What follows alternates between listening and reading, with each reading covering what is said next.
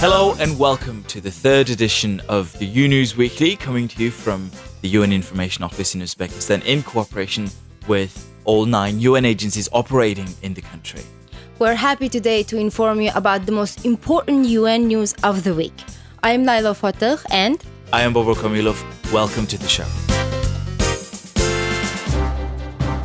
So in today's program, message from the UN Secretary-General for 2013 International Year of Water Cooperation. Water is central to the well-being of people and the planet. We need it for health, food security, and economic progress. We will hear from Irina Bokova, Director-General of UNESCO, talking about the World Radio Day. In this age of new media, radio remains the medium that can carry any message to any place at any time. We will hear an interview with Krista Pikkat, a representative from UNESCO Tashkent, who spoke about the UN Radio Day. As we promote communication and information, the media, pluralism, the independent media, professional capacities of journalists are very important in our program. Also our guest today, Fayzulla Salakhuddinov, managing a project on budget system reforms. This gender budgeting is aimed to provide more opportunities to women to realize their potential. But first, International Water Day is held annually on the 22nd of March as a means of focusing attention on the importance of fresh water and advocating for the sustainable management of freshwater resources. UN Water has called upon UNESCO to lead the 2013 United Nations International Year on Water Cooperation, and Ban Ki-moon, the UN Secretary-General, delivered a speech in which he outlined the importance of the International Year of Water Cooperation. Have a look. I'm pleased to greet all participants at the inaugural event of the International Year of Water Cooperation. Water is central to the well-being of people and the planet. We need it for health, food security, and economic progress. Water holds the key to sustainable development. We must work together to protect and carefully manage this fragile, finite resource. Each year brings new pressures on water. Growing populations, climate change. 1/3 of the world's people already live in countries with moderate to high water stress. Competition is growing between farmers and herders, industry and agriculture, town and country. Upstream and downstream and across borders, we need to cooperate for the benefit of all now and in the future. The United Nations General Assembly has designated 2013 the International Year of Water Cooperation. Let us harness the best technologies and share the best practices to get more crop per drop. Let us promote water rights, waste less, and design intelligent policies so all users get a fair share.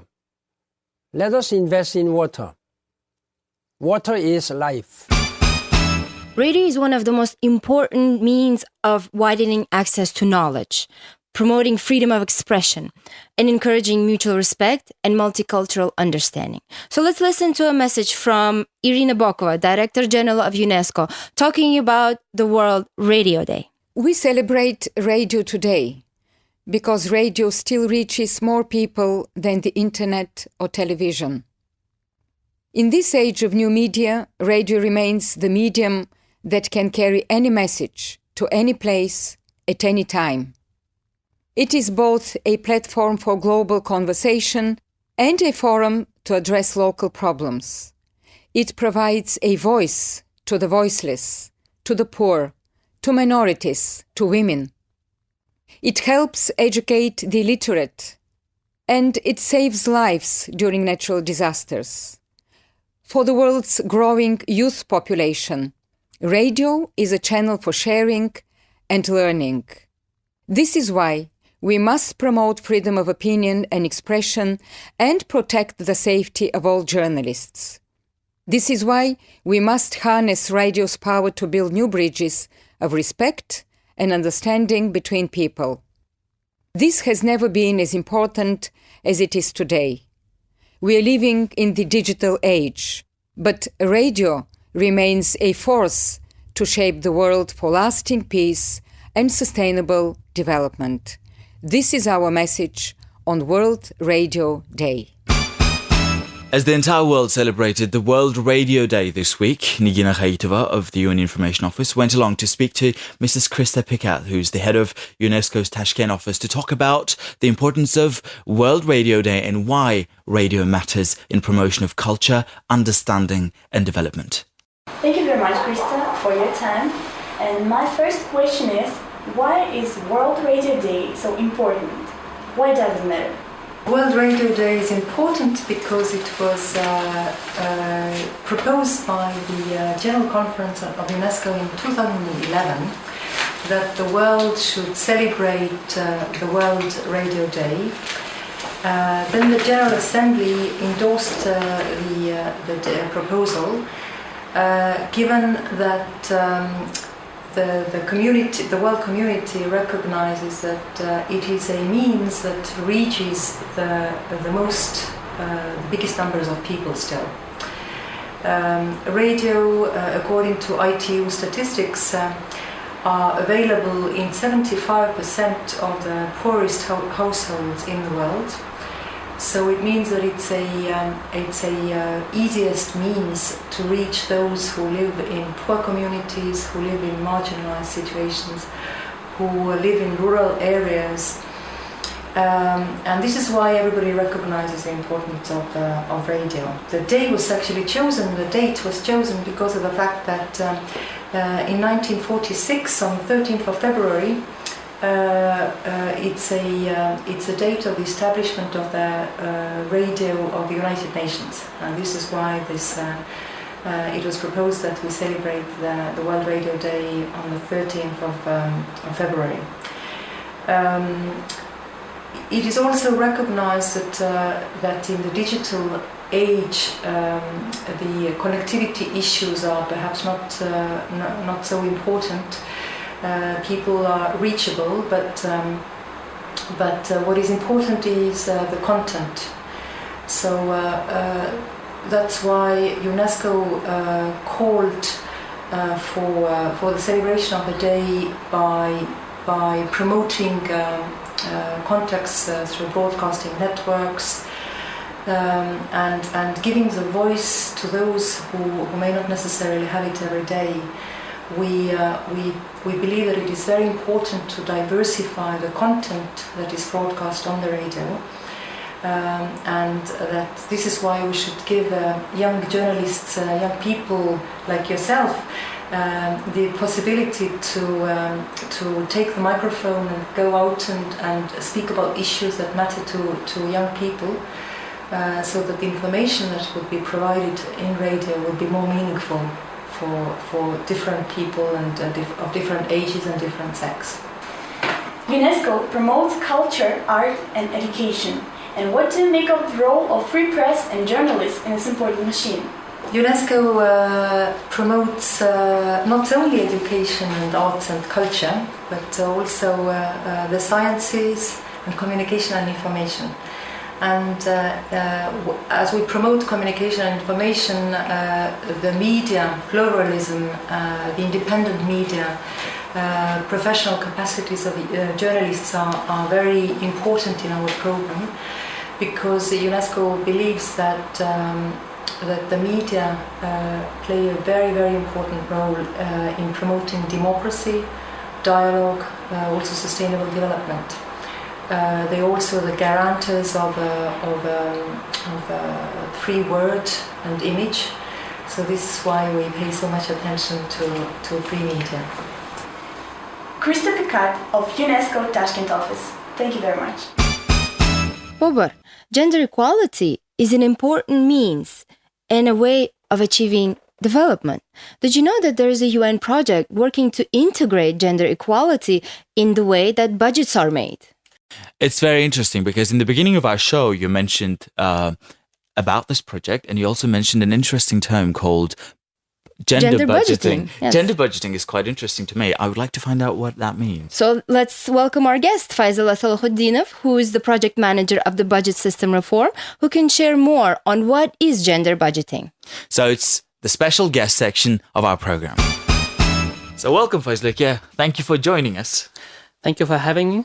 It's a very interesting point to start our conversation at. I think we just started earlier on with Layla about talking about gender budgeting. That's very interesting. And I'm sure many people wouldn't particularly know what that means. Tell us what it is. Yeah. Yes. Although it's a quite new concept in Uzbekistan, but it is very popular in many other countries. Gender budgeting means application of gender mainstreaming into the budgetary process. It means and it includes gender-based assessment of budgets, incorporation of gender issues at all levels of budgetary process, restructuring of revenues and expenditures of the budget in order to equally address needs of men and women. It is to promote gender equality in the society. So gender equality is about giving equal attention to the needs of both men and women, right? Yes, it's right. But I just want to mention that, for example, if government allocates certain funds to certain sectors, for example, to the health sector, it does not automatically mean that they will address equally or fairly needs of men and women. Mm-hmm. For example, in terms of reproductive health, you will agree with me, I think, that women need more attention and more funds should be allocated in this area, in this. It's interesting. Thank you for going into the detail with that, with the explanation of it. But I think many people would like to find out what that means for an ordinary person who doesn't work in a health sector or who doesn't work in a government organization. What would it mean for a typical family man? As you know, gender issues and gender patterns exist in many countries, and including Uzbekistan. And the government has its commitments under MDGs and under other international conventions to address these issues and to promote and to ensure gender equality in the society. So what does it mean, gender budgeting for the particular person? Yeah, for example, if we address our attention to the women, yes, this gender budgeting is aimed to provide more opportunities to women to realize their potential, to increase the rates of employment of women, to increase the free time for women so that they will have more time to develop themselves, and ultimately it will contribute to the more effective poverty reduction. It will increase income levels of women, and ultimately it will result in economic growth. So this means that in this important thing that you are doing in terms of making budgets gender sensitive, who do you partner with? Budget system reform in Uzbekistan project generally aimed at reforming the budgetary system in Uzbekistan to make it more efficient, more transparent and accountable. And as one of the subcomponents, we just piloted and presented this gender budgeting concept and just attempted to make some institutional analysis and developed some indicators to present them to our main partner, Ministry of Finance, which is the implementing agency of our project, and to other key stakeholders, which are the Parliament of Uzbekistan, other key ministers and agencies. And what about local hokimiyats? Are you engaging them as well? Yeah, you are right. Actually, our institutional analysis was more related to the gender-sensitive analysis of local budgets. So we piloted this concept within two local authorities, with the hokimat of Jizak province and Orta-Cherchik district of the Tashkent province. Great. That sounds like a real achievement, Babar. What do you think? Exactly. And you're going wider and wider. How long have you been working for now within this project? The project has been commenced and has been implementing since July 2010. But as I mentioned earlier in our conversation, this is a quite new concept. So we just started it. We just presented the principles of gender budgeting. We are just trying to explain and to advocate this important thing, and still we need to go a long way, to say honestly, because first there are some, according to findings of our analytical work, we just find out that there are key issues. Our first is there is a need for further sensitization and awareness raising of public servants and decision makers and general public as well on the gender issues and on the principles of gender budgeting.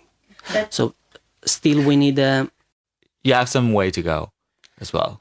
Yeah. So there's some work to yes, there is actually a long way to go, and but we just started this. It's important to just start and to explain and to advocate that gender budgeting and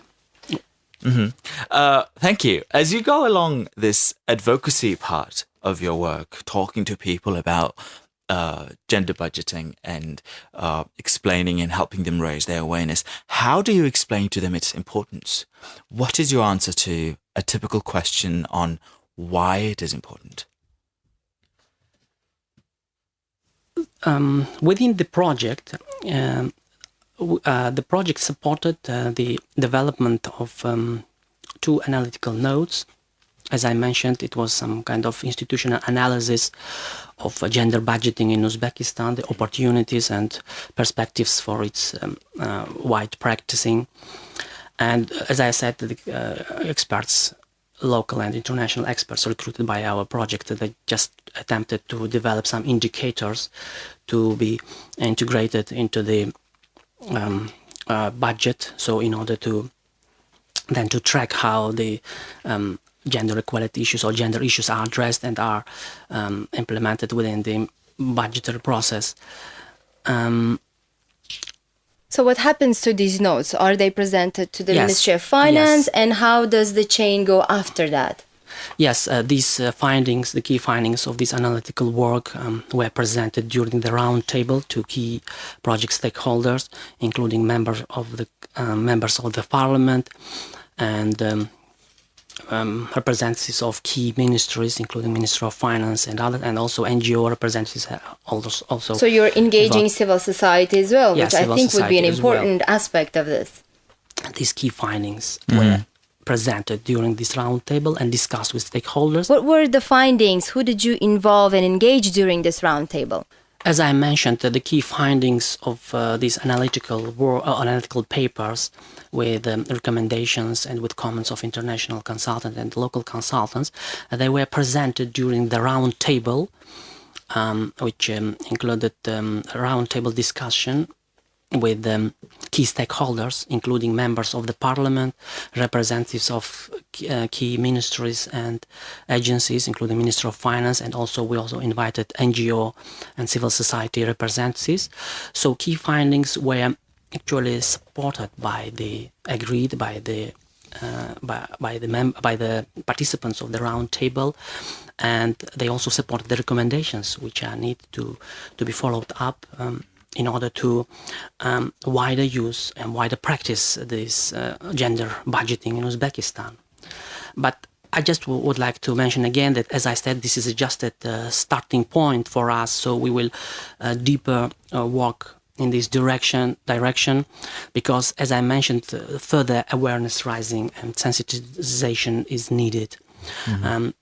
Also, in order to make a deep assessments of the budgets, we need more sex disaggregated data to be available in order to identify the gender gaps in budgets and other sector and state programs. So consequently, the people who will formulate these sectoral plans and who are formulating the budget, they need to be trained in order to identify the gaps and to know, to have sufficient skills how to address these gender issues and how to incorporate gender perspective in a budgetary process. That sounds like a plan. Interesting.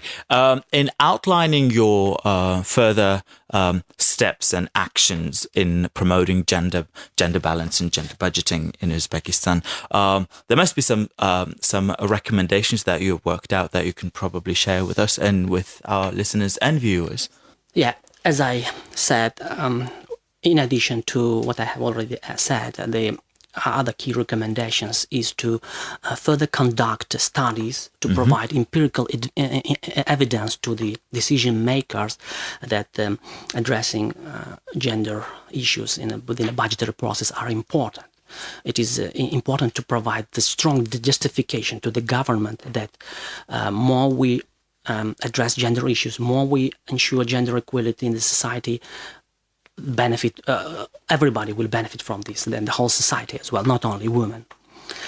Another thing is, as our international consultant recommended, it is easier to incorporate gender perspective into the budgetary process if the program and performance budgeting is in place. So what we are currently doing this, because one of the subcomponents of the project related to the introducing of the performance budgeting methodology within the budgetary process. So it is easier, for example, to incorporate indicators, gender sensitive indicators into the budget programs, and then to track them and to see how they are. So this is another recommendation. And in terms of, as we said, in terms of local budgets or local authorities, there were also some important recommendations, such as a further fiscal decentralization, providing more opportunities for local authorities to develop their own strategies, including the gender equality strategies and programs, so to provide more opportunities for them. Bobur, what do you think? Is the project using international experience? Because as Fayzulla said, they are just starting out this concept of integrating gender budgeting. Then they should be engaging with international counterparts, no?